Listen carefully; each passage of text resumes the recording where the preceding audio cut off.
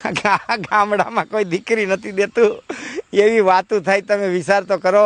ગામડું ગાય ગામડું ને ખેતી સમાજનો પ્રાણ છે અને એમાં આપણે દીકરી નહીં દે અને દીકરીઓના હક પણ ગામડા ને ગાયવાળા નહીં કરી તો આપણે શું કરીશું? દુનિયા ગમે એટલી ડિજિટલ થઈ જાય, 50 કરોડનું કોમ્પ્યુટર લઈ લીજો પણ એમાં ઘી દૂધ ને દહીં સાઈસ નહીં બને। 50 કરોડનું કોમ્પ્યુટર લઈ લીજો તો એમાં ખાવાનું ઘઉંનો દાણો કે શાકભાજી કે રીંગણા નહીં બને। એ તો ગામડામાં ખેડૂતની વાડીમાં જ થવાના છે।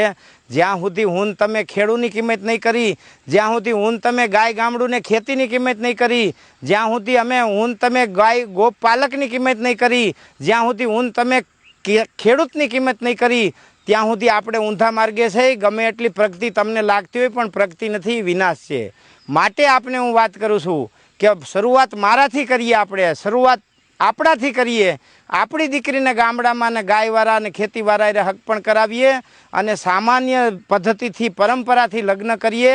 આ આપણે શરૂઆત કરવી પડશે। બાકી ગામડામાં કોઈ દીકરી નથી દેતું આવી વાતું છે। ગામડા ખેતી કરતો હોય એની કોઈ કિંમત નથી।